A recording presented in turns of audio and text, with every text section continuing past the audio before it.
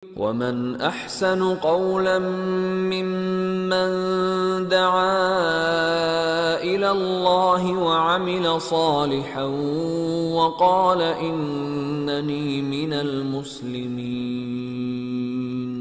ولا تستوي الحسنة ولا السيئة، ادفع بالتي هي أحسن فإذا الذي بينك وبينه عداوة كأنه ولي حميم.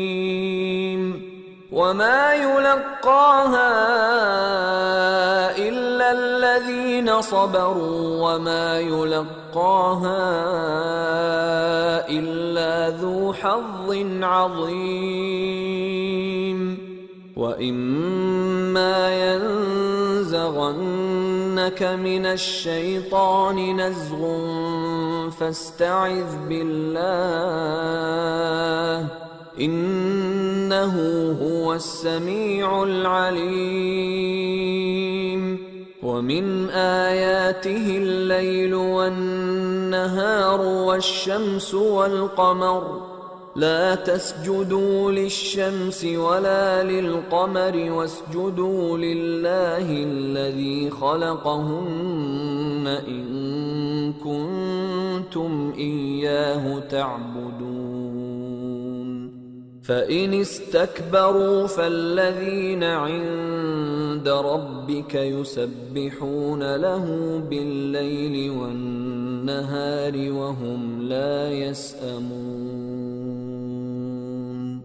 ومن آياته أنك ترى الأرض خاشعة فإذا أنزلنا عليها الماء اهتزت وربت إن الذي أحياها لمحيي الموتى إنه على كل شيء قدير.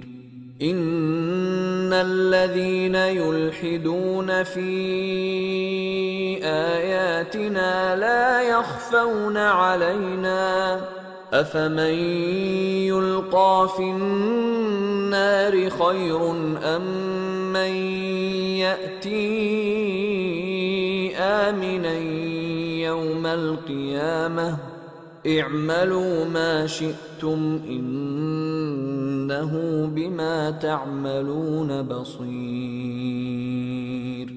إن الذين كفروا بالذكر لما جاءهم وإنه لكتاب عزيز لا يأتيه الباطل من بين يديه ولا من خلفه تنزيل من حكيم حميد. ما يقال لك إلا ما قد قيل للرسل من قبلك إن ربك لذو مغفرة وذو عقاب أليم. ولو جعلناه قرآنا أعجميا لقالوا لولا فصلت آياته أعجمي وعربي قل هو للذين آمنوا هدى وشفاء والذين لا يؤمنون في آذانهم وقر وهو عليهم عمى أولئك ينادون من مكان بعيد। और उस शख्स से बढ़कर बात का अच्छा कौन हो सकता है जो अल्लाह की तरफ बुलाए और अमल नेक करे और कहे कि मैं मुसलमान हूं। और भलाई और बुराई बराबर नहीं हो सकती, तो सख्त कलामी का ऐसे तरीक से जवाब दो जो बहुत अच्छा हो। ऐसा करने से तुम देखोगे कि जिसमें और तुम में दुश्मनी थी वो तुम्हारा गर्मजोश दोस्त है।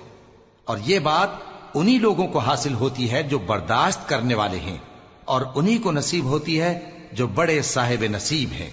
اور اگر تمہیں شیطان کی جانب سے کوئی وسوسہ پیدا ہو تو اللہ کی پناہ مانگ لیا کرو، بے شک وہ سنتا ہے، جانتا ہے، اور رات اور دن اور سورج اور چاند اس کی نشانیوں میں سے ہیں۔ تم لوگ نہ تو سورج کو سجدہ کرو اور نہ چاند کو، بلکہ اللہ ہی کو سجدہ کرو جس نے ان چیزوں کو پیدا کیا ہے، اگر تم کو اس کی عبادت منظور ہے۔ پھر اگر یہ لوگ سرکشی کریں تو اللہ بھی ان سے بے نیاز ہے، کیونکہ جو فرشتے تمہارے پروردگار کے پاس ہیں وہ رات دن اس کی تسبیح کرتے رہتے ہیں اور کبھی تھکتے ہی نہیں۔ اور اے بندے، یہ اسی کی قدرت کے نمونے ہیں کہ تو زمین کو دبی ہوئی یعنی خشک دیکھتا ہے، پھر جب ہم اس پر پانی برسا دیتے ہیں تو وہ شاداب ہو جاتی اور پھولنے لگتی ہے۔ بے شک وہ جس نے زمین کو زندہ کیا وہی مردوں کو زندہ کرنے والا ہے، بے شک وہ ہر چیز پر قادر ہے۔ بے شک جو لوگ ہمارے احکام سے انحراف کرتے ہیں وہ ہم سے پوشیدہ نہیں ہیں۔